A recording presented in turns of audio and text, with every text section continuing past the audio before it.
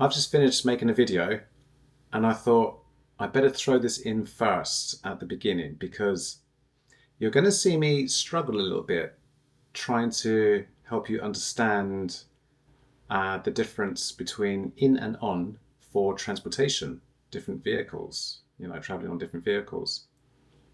And even though I've made a video about this before, this one I've gone a little bit deeper,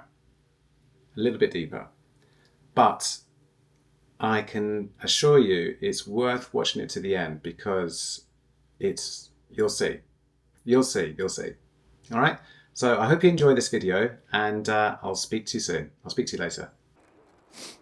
Right, I made a video last year about the prepositions in and on, but specifically for transportation. Well, I did get a comment from somebody who asked me, okay, that's cool, but why don't we say in a bike? And it might seem obvious to some of you that when we say in, we normally talk about a confined where we can see walls and a roof behind us or above us even, and we have windows and doors, and so we're in. But when we're talking about transport, we can say we are on a horse or on a bike or a motorbike. All right, so this is specifically for transportation. So that leads us to the other thing. Why do we say in a car, in a taxi, in a helicopter? But we say on an airplane, and then in a train. Well, you can say in a train, I'll get to that later, but we normally say on a train or on a bus. And I think I might need to pull this camera in a little bit further. So I'm noticing here that you probably can't see me. Okay, so now I'm actually going to sit down on a chair in a classroom. So when I say I'm on a chair, it's still in the classroom and we're surrounded by the walls, doors, windows, etc.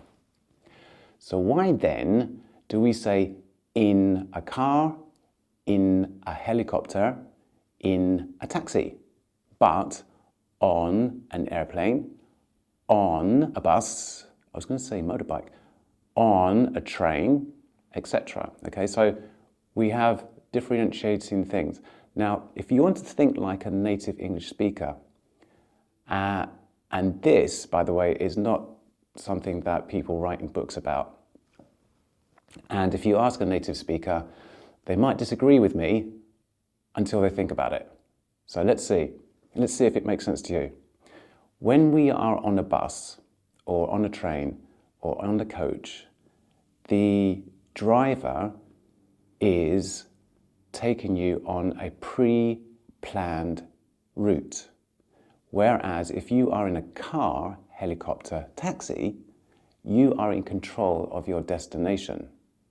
So if you think about it, think of it like in control, all right, or on a bus to a destination, or on a train to a destination. So let's do some more examples. Or let's make it a little bit more clearer. If I'm in a taxi and I'm not the driver, I'm the passenger, I would then be giving directions. So I'm in control of my destination.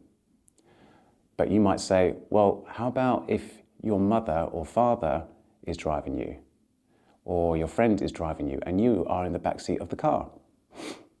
Well, in that case, we basically are a unit and we are in control. We've agreed where we're going, so we are in control of our destination. And if we are on a bus or a boat or whatever, any of those transport items that use on, you are on a pre-planned destination or route decided by other people. So you are not in control of your destination, but the destination that you are going to is convenient for you. All right, oh, that bus is going to wherever. That's convenient for me, but I'm not in control of actually driving that bus or the actual destination. So just remember quickly, in control of a bus, no. In control of a car? Yes. In control of a train? No. In control of a helicopter? Yes. In a helicopter? Yes, because you, let's face it, if you're in a helicopter, you probably have enough money to charter that helicopter to take you somewhere. That's probably why we use that. Where are you now? You're in the bus. You're in the bus. Why am I being strange? Well, I'm actually making a video right now, and I've been telling people that we say that we are on the bus, not in the bus. Don't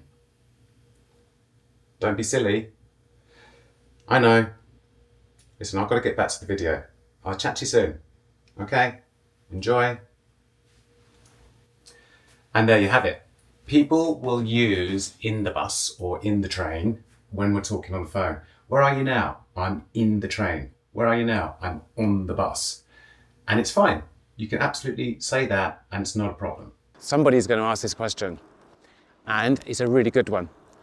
John Teacher is on his bike and he's also in control of his destination. How does that work? Well, let's put it this way.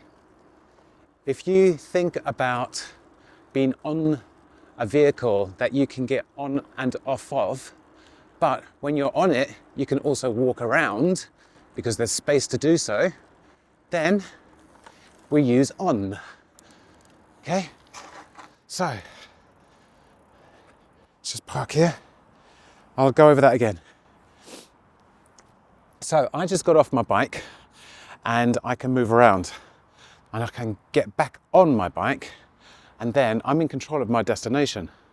All right, so that little grey area there is probably confusing and I'll try and make it a little bit easier.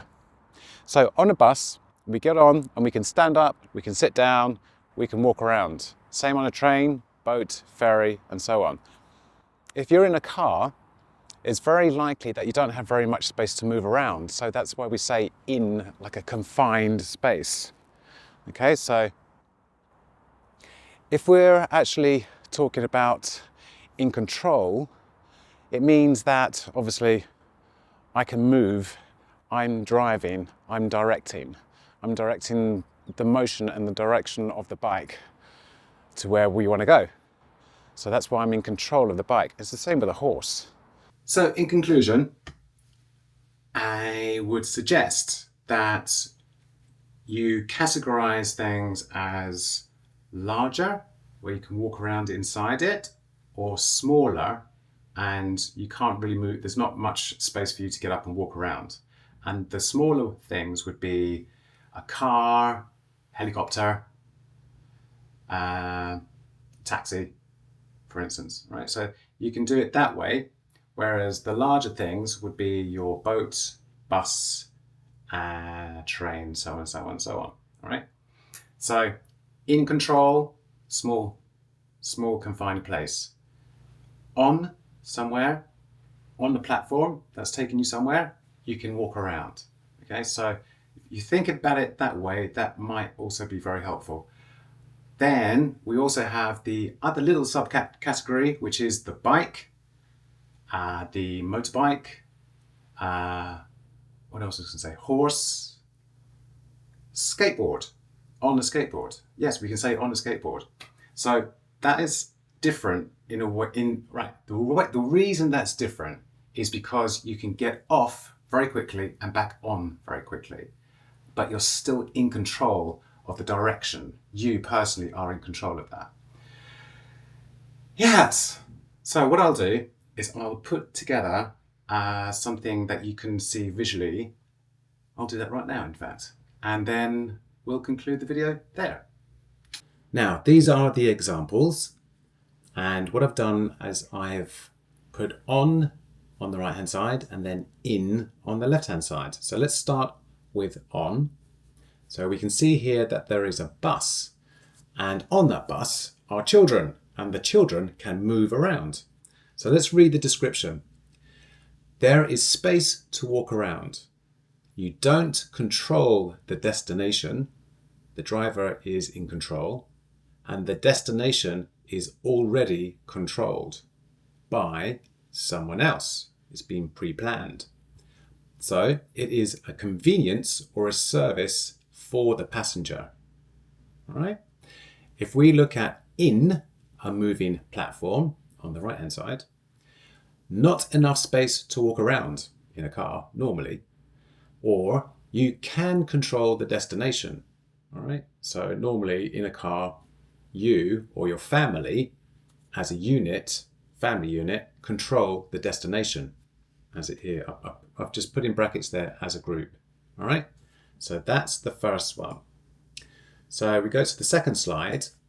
Again, on a train, there is space to walk around. You don't control the destination. The destination is already controlled by someone else. It is a convenience or service for the passenger. And again, when we go to helicopter, in a moving platform, there's not really enough space to walk around. I don't know. Maybe, yeah, there are helicopters where you can do that. But let's just say this little type of helicopter here. So you can control the destination. If you've got enough money, you can charter a helicopter just like a taxi, right? And, oh, I put here, your family can control the destination too. So just imagine you and your family are going on a very expensive holiday in a helicopter. I guess that's what I meant. Anyway, next one. So again, we're on a moving platform, which is a ship, a boat, a ferry. There is space to walk around and you don't control the destination because normally on a ferry, the destination is already controlled by someone else. So again, it's a convenience or a service to the passenger and passengers. And then again, we have taxi. So not enough space to walk around. You can control the destination because you or your family are asking the driver to take you to a specific destination. So you are still in control of that situation. Interesting, right? So the last one. So here we have on a moving platform. And what do you see here? We have a pony or horse, whatever that is. Then we have that skateboard that I was talking about and a bicycle. And then perhaps a motorbike too. And we can say that there is no space to walk around, but you can control the destination. All right, that's obvious. But here, because even though you can't move around on the bike or on the pony unless you're a stunt person, you can get off. I put it here. You can get on and off at any time. So that's how we think about it in English. So I hope that helps. I think it does. If it doesn't, let me know in the comments and I'll come back to you on that again. All right, I'll make another video. But so until next time, I hope you have a really good week, a day or night or whatever you're doing, and take care. Happy learning. See ya. Peace.